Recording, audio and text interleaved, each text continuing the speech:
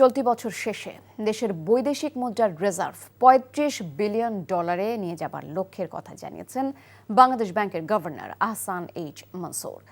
তবে এই লক্ষ্য পূরণে বিশ্ব ব্যাংক বা IMF এর কাছ থেকে কোনো অর্থ সহায়তা নেওয়া হবে না বলেও জানান তিনি। রাজধানীর পল্টনে ইকোনমিক রিপোর্টার্স ফোরাম আয়োজিত দেশের ব্যাংকিং খাতের সংস্কার এবং চ্যালেঞ্জ উত্তরণে করণীয় নিয়ে সেমিনারে এসব কথা বলেন তিনি। গভর্নর বলেন, দেশের আর্থিক খাতে স্থিতিশীলতা ফিরিয়ে আনা গেলেও ব্যাংকিং খাতে এখনও পুরোপুরি আস্থা ফিরে আসেনি। এজন্য গ্রাহকদের আস্থা ফেরাতে ব্যাংকগুলোকে কঠোর নজরদারির মধ্যে রাখা হয়েছে। এছাড়া ব্যাংক খাতের সুশাসনের ক্ষেত্রে যারা প্রভাব বিস্তার করবে তাদের বিরুদ্ধে ব্যবস্থা নেবারও হুঁশিয়ারি দেন গভর্নর।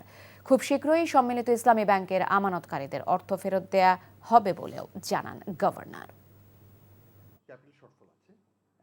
ওভারঅল ব্যালেন্সে আমাদের বিশাল পজিটিভ নাম্বার আছে। আমাদের রিজার্ভ গত বছর 8 বিলিয়নের উপর বেড়েছে, এবছর অলরেডি 1.5 বিলিয়ন 2 বিলিয়নের মতো বেড়ে গেছে, আরও বাড়বে। আমাদের রিজার্ভ আমাদেরই বাড়াতে হবে। ধার করে IMF এর থেকে অর্থ নিয়ে, বিশ্বব্যাংকের অর্থ নিয়ে আমাদের রিজার্ভ বাড়ানো সম্ভব নয়, উচিত নয়। আমাদের লক্ষ্য হচ্ছে 34 থেকে 35 বিলিয়নে নিয়ে যাওয়া এবছরের শেষ নাগাদ রিজার্ভকে।